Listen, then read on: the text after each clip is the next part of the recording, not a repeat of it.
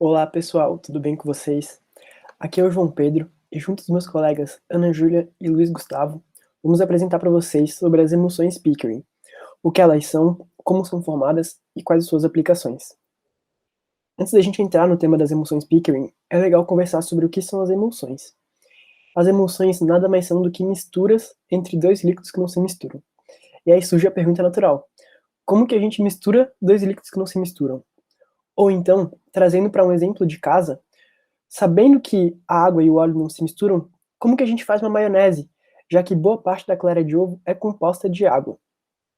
A resposta é que existem substâncias chamadas de emulsificantes, que são substâncias que têm afinidade com as duas fases. Quando a gente coloca um emulsificante no meio da emulsão, a gente tem a estabilização de pequenas gotas do líquido em menor quantidade, chamada de meio disperso, no líquido de maior quantidade, chamada de meio contínuo. Aqui na foto a gente tem em cima é, gotas de água em um meio de óleo, e embaixo a gente tem gotas de óleo em um meio de água. E esses tubinhos com uma cabecinha entre os meios são as moléculas de emulsificante, que ajudam a estabilizar essas gotas. No entanto, com o passar do tempo, o que a gente observa é que devido a diversos fenômenos, essa emulsão ela não é estável, então as gotas acabam se juntando de alguma forma e acaba formando duas grandes fases, como apresentado na foto ao lado, da água e do óleo. E é aí que surge o grande tema do trabalho, porque muitas vezes a gente quer que as nossas emoções elas sejam estáveis por um bom tempo, e aí surgem as emoções Pickering. As emoções Pickering nada mais são do que emulsões em que, em vez de a gente colocar um emulsificante, a gente coloca pequenas partículas de sólido, como apresentados na foto. E esse sólido, ele também tem afinidade com as duas fases, tanto a fase dispersa, em menor quantidade, quanto a fase contínua, em maior quantidade. E o resultado a gente observa nessa foto. As partículas de sólido, elas ficam ao redor da gota, formando uma barreira física e dessa forma estabiliza melhor a emulsão. Aqui como comparação, a gente tem uma emulsão normal estabilizada por um emulsificante e ali as moléculas que têm a afinidade com as duas fases, e do lado a gente tem a emulsão Pickering, em que o sólido ele forma uma barreira física ao redor da gota.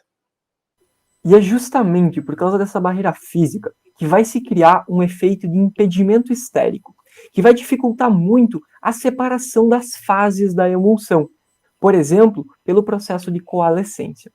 Mas como que isso funciona? Bem, o conceito-chave das emulsões Pickering está em você adicionar uma partícula na interface de uma mistura heterogênea, ou seja, de uma mistura composta por líquidos que não se misturam. Essa partícula tem que ter afinidade com as duas fases.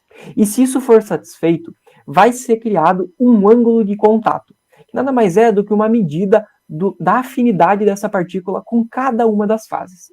Se a gente tirar as situações extremas em que esse ângulo de contato é muito próximo a zero ou muito próximo a 180, nós vamos ter uma partícula que está fortemente absorvida na superfície. Ou seja, ela está muito firme ali, ela não consegue ser retirada facilmente.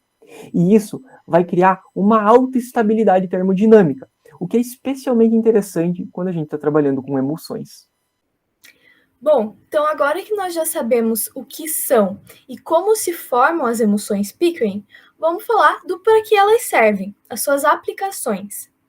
Primeiramente, nas indústrias farmacêutica e cosmética, essas emulsões elas são usadas para encapsular, então, por exemplo, medicamentos ou ativos cosméticos e facilitar o transporte e a absorção deles dentro do nosso corpo. Já na indústria de alimentos, existe uma série de aplicações, inclusive de conservação de alimentos. Mas uma que eu trouxe é em alimentos que possuem a gordura hidrogenada, como por exemplo a margarina.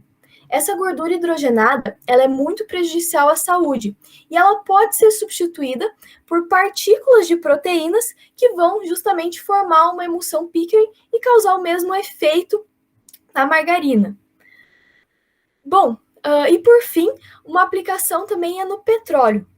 No petróleo, há uma certa dificuldade da remoção da água do petróleo, justamente por conta da formação de emulsões Pickering entre a água com partículas presentes no petróleo. Bom, então aqui estão as referências que nós utilizamos para elaborar o vídeo e muito obrigada por ter assistido. Esperamos que tenha sido útil.